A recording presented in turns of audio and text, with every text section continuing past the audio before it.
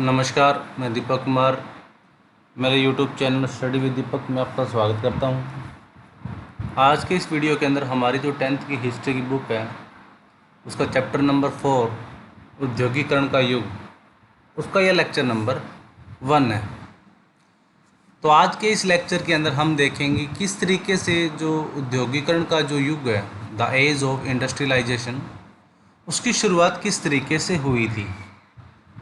क्योंकि वर्तमान समय में हम देख सकते हैं कि आज ऐसी कोई भी घर के अंदर या हमारी जीवन प्रणाली के अंदर कोई ये भी ऐसी चीज़ नहीं है जिसके अंतर्गत हम किसी भी मशीनी प्रणाली का प्रयोग है वो नहीं करते हैं। तो इस मशीनीकृत प्रणाली को अपनाने के लिए किन तरीक़ों से जो बदलाव है वो हमारे समाज के अंदर आए थे, यानी कि इसकी शुरुआत से लेकर और वर्तमान परिस्थितियों के अंदर हम इसमें जो चेंजिंग और इसके जो बदलाव आए हैं उसका स्तर है वो हम देख सकते हैं कि किस तरीके से इसका जो डेवलपमेंट है वो हुआ था। तो उसमें बताया गया।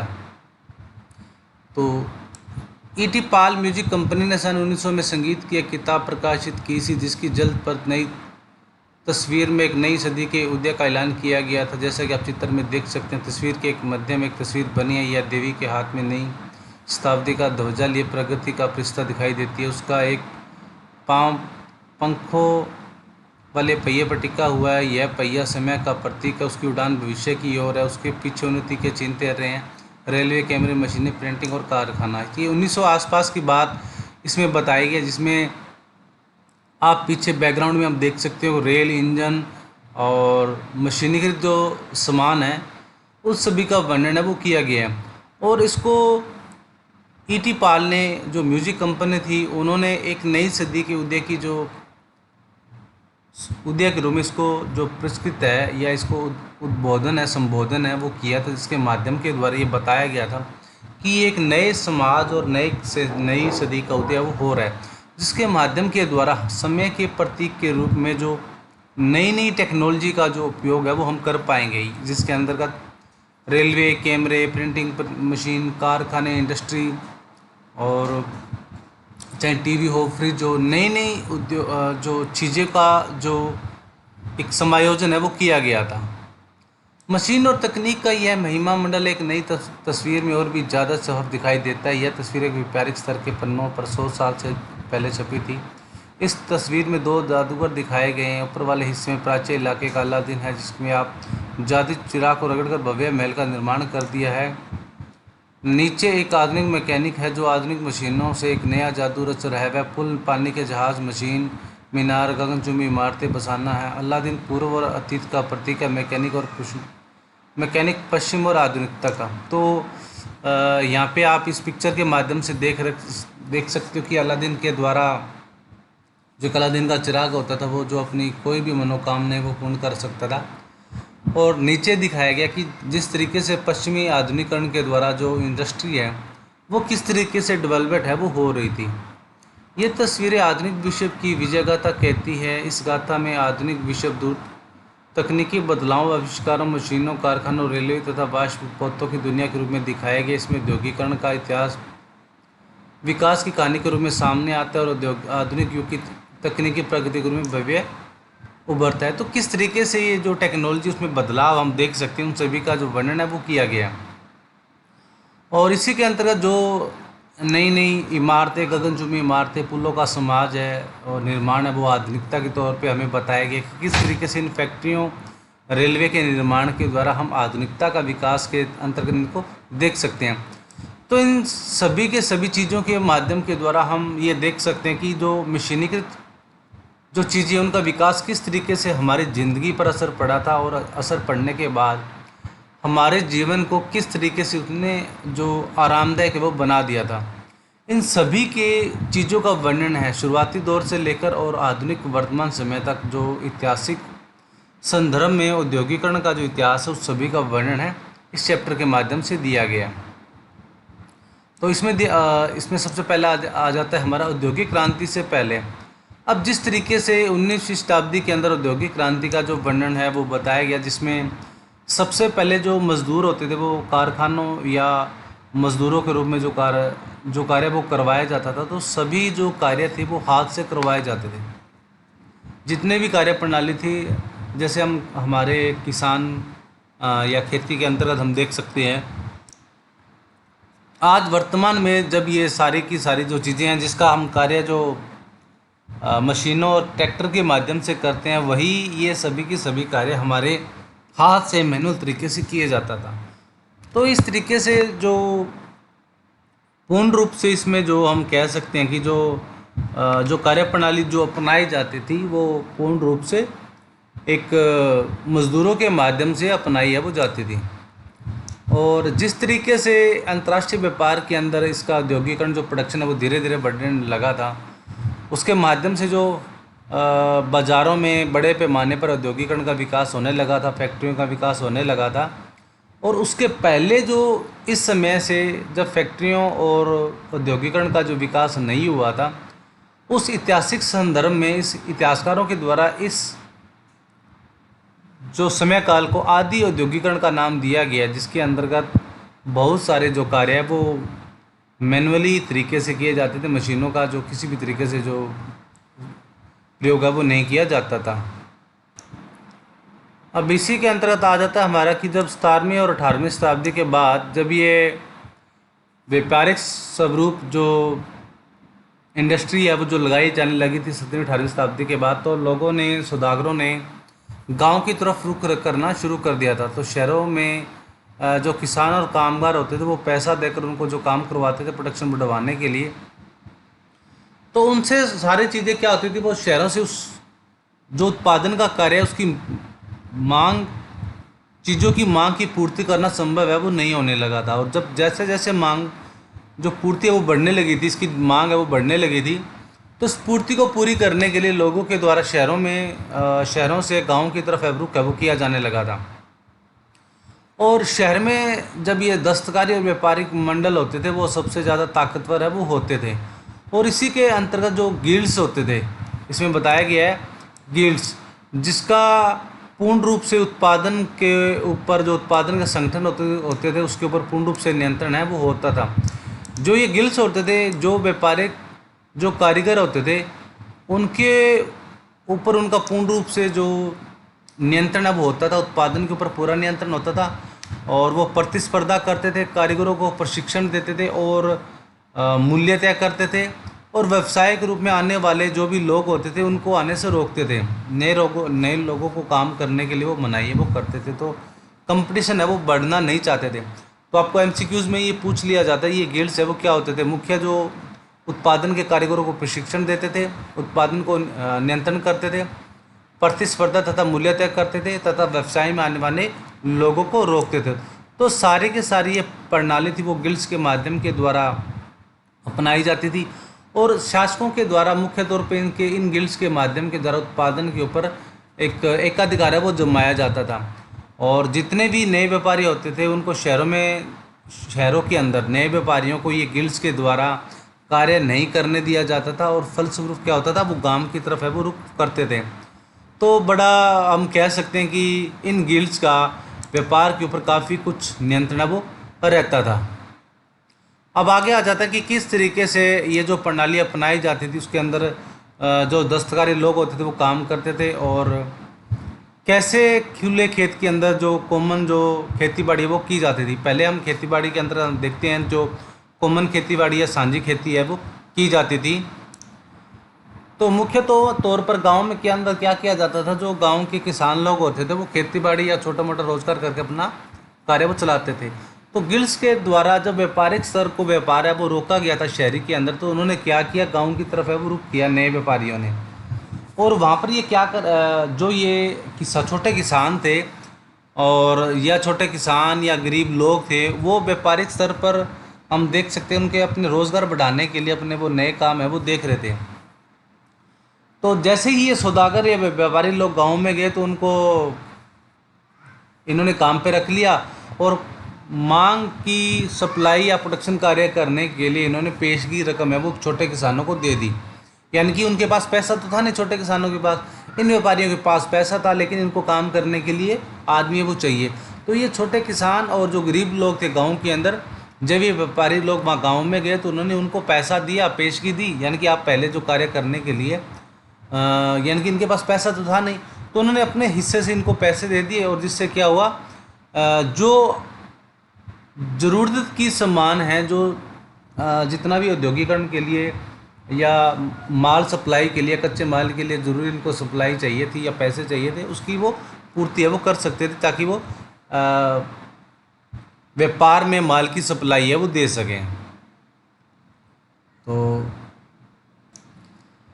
तो इस तरीके से आदि औद्योगिकरण के अंदर जो उत्पादन के अंदर, जो खेती के अंतर्गत जो पहले रोज़गार जो सिमट गया था, जिस तरीके से नए व्यापारिक लोगों ने इनकी जो आय गिर रही थी, उनको क्या दिया इन्होंने सहारा दिया, क्योंकि इनको कुछ ना कुछ खेती के अलावा जो अन्य रोज़गार है वो शुरू है वो हो रहे थे।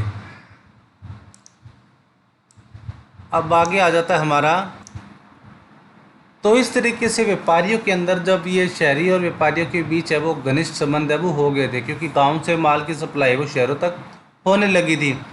तो जैसे जैसे ये देहात के अंदर काम है वो चलने लगा था, इंग्लैंड के जो व्यापारी थे जिन्हें स्टेपलर्स कहा जाता था, जिससे वो ऊन है वो खरीदते थे, उनसे जो ऊन लेकर, जो कच्चा माल लेकर वो सूत काटने के पास पहुंचा देते थे, और जिससे सूत काटने के बाद जो धागा मिलता था उससे उसको बुनकरों के अंदर, जो बनाने वाले होते थे, रंगाई करने वाले होते थे, उनके पास है वो माल वो पहुँच जाता था। और जितने भी कपड़ों की जो फिनिशिंग का कार्य होता था वो लंदन के अंदर होती थी। तो इस तरीके से उन निर्यातकों के व्यापारियों को जो अंतर्राष्ट्रीय व्यापार के अंदर जो मुख्य कार्यकर निभाते थे, उनको अंतर्राष्ट्रीय व्यापार में उनको भेज देते थे। तो इस तरीके से ये चेन सिस्टम बन गया था, और मुख्य रूप से लंदन को कपड़े की फिनिशिंग का सेंटर के रूप में जाने लगा था, यानी कि जितनी भी फिनिशिंग का कार्य होता था वो लंदन के अंतर्गत किया जाता था। जिस तरीके से हम पुराने ज़माने में देखते हैं कि हमारे जो बुज़ुर्ग होते थे वो चरखा काटते थे, जो कॉटन है उसकी जो काटने का कार्य है वो सूत बनाने का कार्य वो करते थे। तो ये एक चेन सिस्टम बना हुआ था, और जैसे वो कॉटन के माध्यम से सूत काटने के बाद उसको बुनकरों को दे देते थे, बुनकर उसको बनाने के बाद व्यापारियों को या मिल्स में दे देते थे, मिल से कपड़ा बनने के बाद वो फैक्ट्रियों से निर्यात के लिए बड़े देशों में या बाहर जो मुख्य बाज़ारों में चला जाता था। तो ये सारी की सारी जो आदान प्रदान का जो नेटवर्क था उसका हिस्सा बना हुआ था, और सौदागरों का जो व्यापारिक बड़े व्यापारी होते थे उनका पूर्ण रूप से इनके ऊपर नियंत्रण है वो रहता था। और इस तरीके से ये चरण बाय स्टेप घरों के अंदर जो कारखाने, छोटे छोटे कारखाने भी स्थापित हो गए थे, और जिसके अंतर्गत लोगों के द्वारा 20-25 मजदूरों के द्वारा काम है वो करवाया जाता था। और कपड़ों के हर सौदागरों के पास जो मजदूर मालिक होते, जो मजदूर होते थे, वो काफ़ी मात्रा में, सैकड़ों की तादाद में जो नीचे है वो काम करते थे। तो इस तरीके से ये चेन सिस्टम बना हुआ था, जिस तरीके से लोग है वो कार्य कर रहे थे। अब आगे आ जाता हमारा किस तरीके से कारखानों का उदय हुआ और किस तरीके से उसमें चेंजिंग है वो देखे गए थे। तो मुख्य रूप में जो कारखानों की संख्या की वृद्धि के अंदर हम देखते हैं कि 1730 के अंदर काफ़ी जो कारखाने हैं वो खुलने लगे थे, और काफ़ी इसमें बढ़ोतरी है वो देखी गई थी। और इसी के अंतर्गत हम देख सकते हैं कि जो कॉटन, जो कपास, वो पहला नए युग का प्रतीक है वो बन गई थी, जिसमें काफ़ी बढ़ोतरी है वो की गई थी। लगभग 1787 में जो पहले 1760 के अंदर जो ब्रिटेन के अंदर जो कपास का निर्यात होता था वो 25 लाख पाउंड के कच्चे कपास का होता था, और जिसका 1787 में जो आयात बढ़कर 220 लाख पाउंड तक पहुंच गया था। तो इस तरीके से हम देख सकते हैं कि जो समय के साथ इसमें बदलाव है वो काफ़ी अधिक मात्रा में हो रहे थे, और लोग काफ़ी अधिक मात्रा में इसको प्रोडक्शन कार्य के अंतर्गत इसको देख रहे थे। तो जिस तरीके से मैनुअल तरीके से ये कार्य किया जाता था, उसी के अंतर्गत जो धीरे धीरे नए जो आविष्कार 18वीं शताब्दी के अंदर हम देख सकते हैं, 18वीं शताब्दी के अंतर्गत जो नए नए आविष्कार होने लगे, जिसके अंतर्गत इसको काटना, बुनना, कताई करना, लपेटना, सारी चीज़ें उसके अंतर्गत कुशलता वो बढ़ा दी थी। तो इसके बाद इसमें रिचर्ड आर्कराइट ने जो सूती कपड़े की जो मिल है उसने स्थापित की थी, जिसके अंतर्गत काफ़ी जो प्रोडक्शन कार्य था वो काफ़ी अधिक मात्रा में जो फैल गया था, और लोग अपने घरों के अंतर्गत ही कार्य है वो करने लगे थे। लेकिन अब महंगी नई मशीनें खरीद कर उन कारखानों में लगाया जाता था, तो लोगों के द्वारा जो बड़े व्यापारियों के द्वारा बड़ी बड़ी मशीनें खरीद कर उनको कारखानों में स्थापित है वो किया जाता था। और सारी की सारी जो ये प्रक्रियाएं थी, जिसको काटना, बुनना, कताई करना, लपेटना, जो कार्य अलग अलग तरीक़ों से किया जाता था, वो सारी की सारी एक छत के नीचे होने लगी थी। यानी कि इस जो रिचर्ड आर्कराइट ने जो पहली सूती मिल लगाई थी उसके माध्यम के द्वारा जो कपड़े का व्यापारिक स्तर था वो एक ही छत के नीचे होने लगा था, सारी की सारी चीज़ें थी। इसके अंतर्गत क्या हुआ कि जो जो कारखाने थे उसका जो परिदृश्य था वो काफ़ी जो चेंजिंग है वो हो गया था। बड़े बड़ी ताकतें कारखाने में स्थापित होने लगे थे और लोगों के द्वारा कारखाना स्थापित करना बड़ा मतलब एक वर्कशॉप में उसको रूप है वो दिया जाता था। तो एक नई गतिविधि के माध्यम से उसका जो औद्योगिकरण की शुरुआत है वो देखी जा सकती है। अब आगे आ जाता है हमारा औद्योगिकरण की रफ्तार के अंदर किस तरीके से परिवर्तन है वो हुआ था, किस तरीके से ये सीमित दायरे से निकल के इसको जो परिवर्तन के दायरे में वो होने लगा था। तो इसका जो मुख्य हम पहला जो चरण मान सकते वो 1800 दशक के औद्योगिकरण के पहले चरण में जो उद्योग के रूप में मान सकते हैं, जिसमें काफ़ी अधिक मात्रा में जो औद्योगिक स्तर है वो फल फूलने लगे थे। यानी कि कपास के अलावा भी जो आगे जो उद्योग है वो स्थापित है हो चुके थे, जिसके अंतर्गत लोहा और स्टील है वो आगे औद्योगिकरण है वो इसमें बना लिए थे। सबसे कपास के बाद जो अन्य औद्योगिकरण या जिस चीज़ों का उद्योग स्थापित होने लगा था वो लोहे और स्टील था और काफ़ी अधिक मात्रा में 1840 से लेकर 1860 के दशक तक इसमें उपनिवेशों के माध्यम से रेलवे ने काफ़ी विस्तार वो करने लगा था। यानी कि लोहे और स्टील के माध्यम के द्वारा रेलवे का काफ़ी विस्तार हुआ। नए नए जो इस्पात और अन्य जो प्लांट है वो लगने के बाद लोहे का जरूरी चीज़ें थी जो पूर्ति होने लगी थी और स्टील का सबसे अधिक मात्रा में तेज़ी से वृद्धि है वो बढ़ी। 1873 में ब्रिटेन में लोहे और स्टील का मूल्य 7.60 करोड़ पाउंड है वो हो गया था। जिस तरीके से इसका निर्यात है वो किया जाता था, यह काफ़ी अधिक मात्रा में जो बदलाव देखा गया था, जिसमें कपास के निर्यात में दुगनी है वो वृद्धि भी देखी जा सकती थी। यानी कि इंग्लैंड के अंदर लोहा, स्टील और स्टील के बने उत्पादों का कपास और कपास से अन्य औद्योगिकरण के विकास की जो परंपरा थी वो काफ़ी अधिक मात्रा में अन्य औद्योगिकरण या अन्य उद्योग स्थापित होने की वजह से इनका उद्योग है वो स्थापित डेवलपमेंट है वो कर रहा था।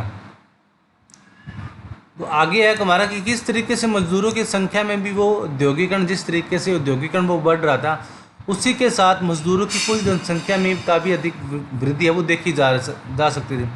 क्योंकि सबसे अधिक मात्रा में इस औद्योगिकरण के द्वारा जब उद्योग स्थापित हो रहे थे उसके वो उसमें काम करने वाले जो मजदूर थे वो सबसे अधिक मात्रा में उनकी ज़रूरत है वो पड़ रही थी। तो धीरे धीरे औद्योगिकरण के अलावा जो मजदूर थे उनकी भी काफ़ी हद तक जो वृद्धि है वो देखी जा सकती है।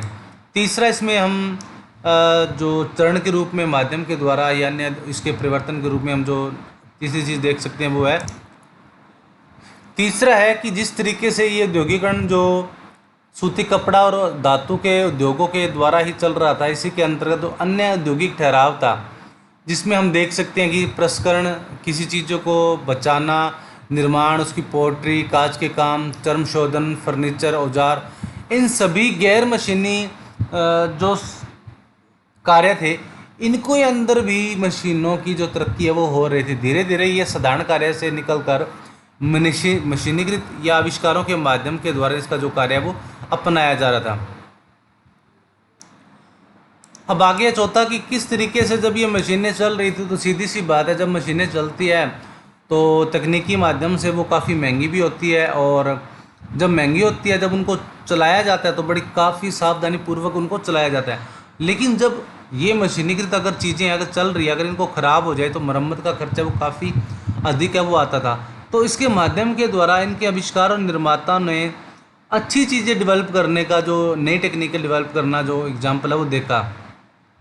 तो इसी के बाबत हम देख सकते हैं कि किस तरीके से जो भाप के इंजन का उदाहरण वो ले सकते हैं कि जैसे भाप के इंजन का आविष्कार है वो जेम्स वाट ने भाप के इंजन के अंदर 18 इसमें जो पैटेंट है वो करा लिया था और इसका आविष्कार भी किया था 1871 के अंदर। और इसके माध्यम के ऊपर जो प्रोडक्शन कार्य के ऊपर काफ़ी अधिक जो पैसा है वो खर्च किया था उन्होंने इसके पैटेंट करवाने के लिए, इसका प्रोडक्शन कार्य बनवाने के लिए।